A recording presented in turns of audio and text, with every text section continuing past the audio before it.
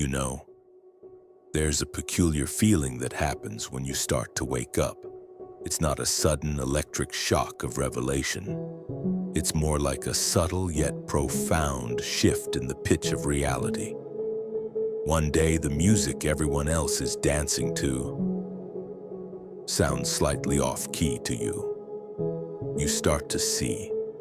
You walk into a conversation, a meeting, or even a quiet dinner with family, and you feel it all. The underlying tensions, the deep unspoken fear of being inadequate, the constant exhausting performance every single person is giving, including yourself. You suddenly recognize the roles, the martyr, the victim, the manager, the rebel. You realize every emotional conflict, every passionate argument is often just a dance between two egos desperately trying to be right, to justify their own fragile skin-encapsulated fiction. You see the trap, and you realize you are no longer fully in it, or at least you see the bars of the cage are made of belief, expectation, and fear. This clear seeing, this terrifying awareness of the human condition. We are told it is the summit of the spiritual journey, the escape. But Alan Watts, the wise commentator who helped the West see the stage lights of its own mind, issued a quiet, profound, and rarely discussed warning about this very realization. I want to suggest that this clear sight, this ability to see the invisible script that binds others, is not initially a gift. It is the loneliest, most dangerous possession you will ever hold. The true danger is not external. It is not that others will attack you for your truth. The true crippling danger is the internal compulsion to try and fix it, to try and save them. This compulsion is what leads to profound isolation, self-inflicted spiritual burnout, and the final, most insidious trap, the ego of the enlightened one. The core issue Watts identified is what happens the moment you realize you are in a dream and everyone else is still asleep. Your natural human instinct, your conditioning, is to run out onto the stage and scream, "Stop! It's all a performance. You are just actors. None of this is truly serious." But imagine you are that person. You stand up in the audience and you tell the actors they are just actors. What happens in reality? The play does not halt. They don't have a collective awakening. They just look at you, the one who broke the social contract, the one who interrupted the serious business, with a mixture of confusion, then pity, and finally, annoyance. They dismiss you as eccentric, perhaps disturbed, and they go right back to their roles. They have a script to follow, and you are left standing there, utterly exposed and profoundly alone.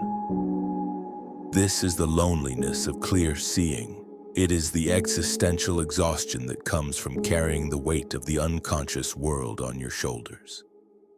It is what I call spiritual fatigue. Watts often spoke about the human ego as the skin-encapsulated ego, a little fictional I cut off from the vast whole, convinced it is a permanent entity fighting for survival. When you see the illusion of that ego in yourself, you start to see its frantic struggle in everyone else.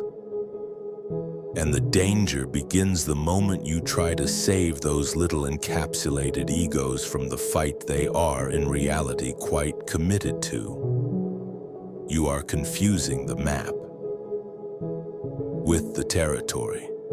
You are trying to drag people out of a dream they don't yet know they are having. A dream they currently enjoy, or at least a dream they feel is safe. We must explore the three great dangers of this awakening and the simple, radical Wattsian antidote that allows you to remain awake and finally at peace. The first and perhaps most immediate danger is the shattering of your shared reality. Before this shift, you had a common language with the world. You understood the rules of the game implicitly. When someone asked, "How are you?" you knew the transactional nature of the question. You knew the answer was not a deep, honest philosophical meditation, but simply, "Fine." You were playing the game, and the game provided stability and connection. But now you cannot simply say "fine" without a moment of deep, painful self-consciousness. Because you see what "fine" truly means. It means, I am playing my assigned role adequately enough despite the underlying fear of mortality, the constant low-grade anxiety of competition, and the desperate, unceasing need for validation that keeps me locked in my struggle. Alan Watts had a beautiful, devastating way of describing this shift. He said, "Society is rather like a stage play. Everyone has their part, and the play works beautifully so long as everyone stays in character. But the one who is awake is like the person who realizes the whole thing is just a performance and can't go back to believing in the story." You are the audience member who has suddenly stepped behind the curtain. You saw the cheap props. You saw the lighting rig. You saw the tired actors practicing their lines while complaining about their contracts. And suddenly the performance on stage is simply noise. It is empty rhetoric. You lose the ability to participate authentically in small talk. You can't sustain the outrage or the feigned enthusiasm over trivial celebrity gossip or political outrage cycles. You find you cannot with a straight face chase the same status symbols everyone else is desperately climbing for. The faster car, the bigger house, the fancier job title. These things suddenly look like children playing with sandcastles right next to the incoming tide. You didn't choose to cut ties with the world. You simply stopped pretending that the lie was true. The world moves on thinking you've become distant, aloof, perhaps even a little arrogant or eccentric. This is the beginning of perceptual isolation. You are physically present in the room, but psychically you are across the universe. You are in the boat with everyone else, but you are the only one who realizes the boat is made of concept. And the water is simply water. The world becomes less solid to you. It is revealed as a vast collective dream. And this lack of solidarity is profoundly destabilizing. What are you if not your role? What are they if not their roles?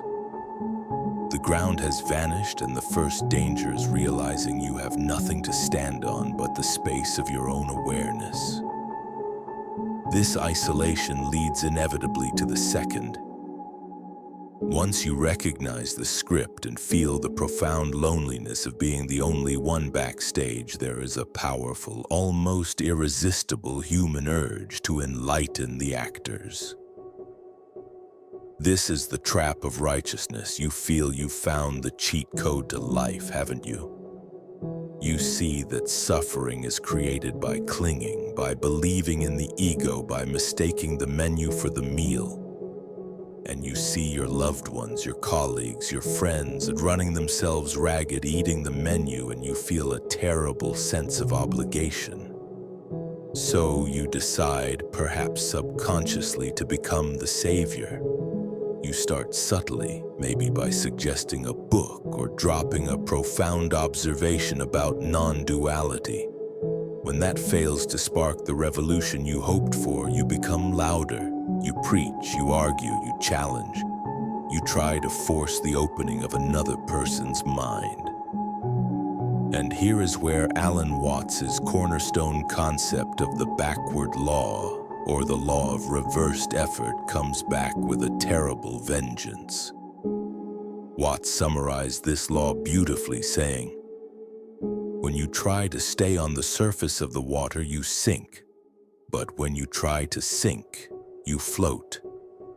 In spiritual terms, this translates to, the more you try to force understanding, the more ignorance you create, and the more anxious you become.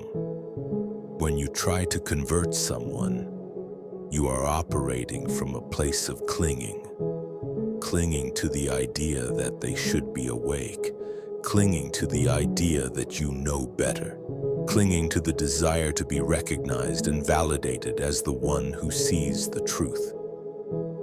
Watts understood that consciousness or genuine realization cannot be manufactured or forced.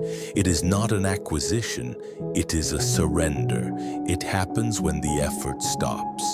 When you argue with someone who is deeply asleep in their egoic identity, you are not arguing with them. You are arguing with their meticulously constructed role. You are arguing with the collective script that says their struggle is essential. You are only succeeding in tightening their grip on the illusion because you have made them defensive of their sleep, defensive of their identity.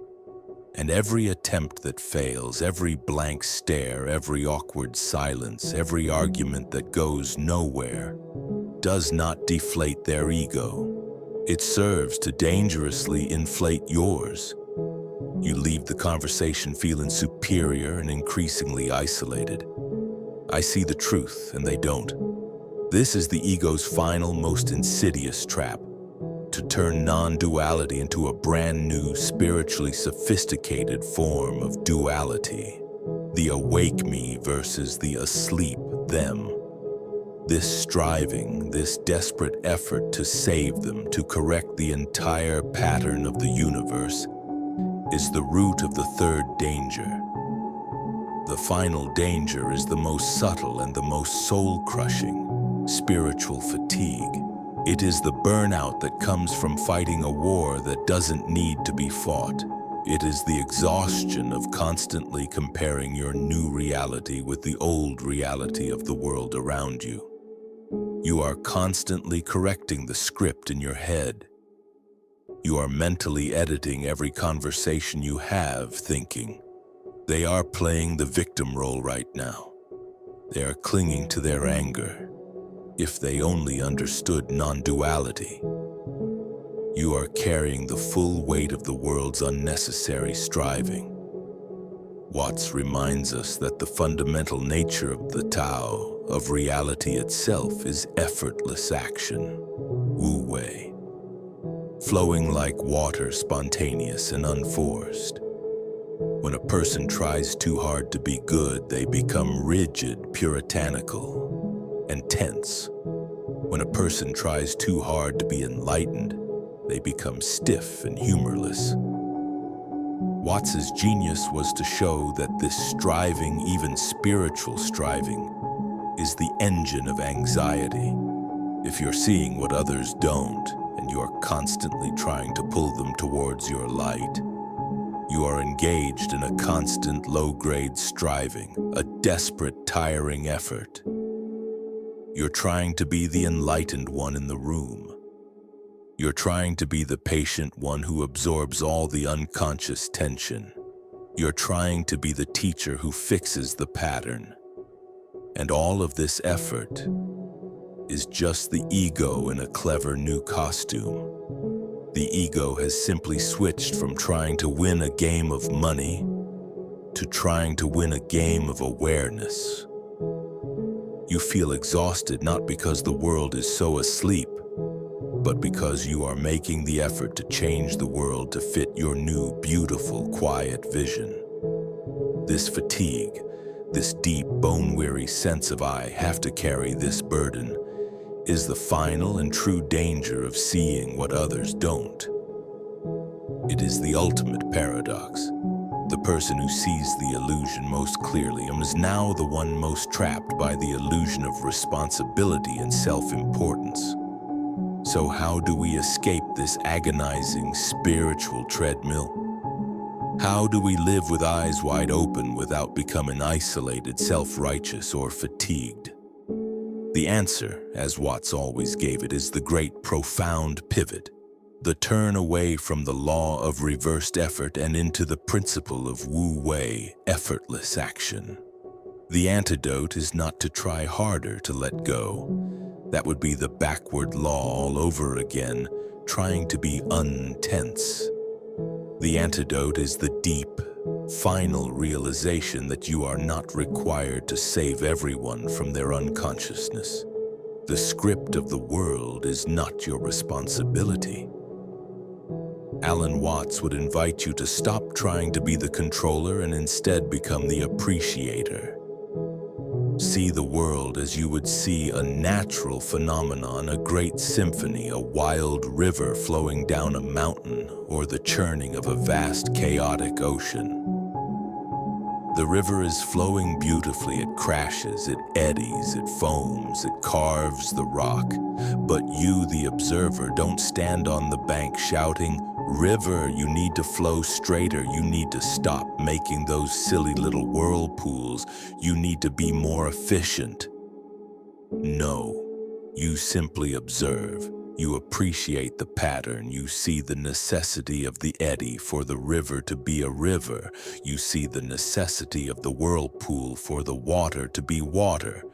The moment you realize the world's unconsciousness, the chaos, the striving, the drama, are all necessary elements of the divine play, or Lila as the Hindus call it, you can finally gently put down the burden of being the savior. You don't need to save them. The moment you are awake, you are the light already. Watts's final invitation is to become the person who is simply awake within the dream, without trying to shake the sleepers.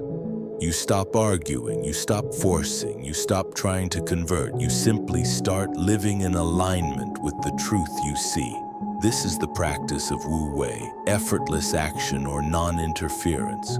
You are not required to save them, but you are required to be yourself. And when you stop interfering with the flow of the world, something extraordinary happens. Your peace, your non-striving, your lack of defense becomes the most powerful magnetic thing in the room. You become the single point of stillness in the swirling chaos. You don't teach them by arguing. You teach them by being, by showing them, not telling them what it looks like to be awake and at peace in the middle of a serious game. The danger of seeing what others don't is real. It is the loneliness of realizing the shared script is a fiction. It is the fatigue of trying to edit the world. But once you understand the game, and once you stop carrying the responsibility for the other actors, everything changes. The curse of isolation is reframed as the gift of profound, unshakable independence. You realize that the world is a performance that doesn't require your intervention. It just requires your attention, your ability to listen and respond, rather than force and strive. Your job is simply to remain awake yourself, to keep seeing clearly while learning to live peacefully with the necessity of the performance around you. You can be in the play, but no longer of the play. You can carry your awareness as a gift. The art of living with eyes wide open is not the art of shouting at the unconscious. It is the art of finally, deeply relaxing. You are not broken. The world is not broken. Everything is unfolding exactly as it should, and your ultimate freedom is simply to be the one who finally, quietly knows it.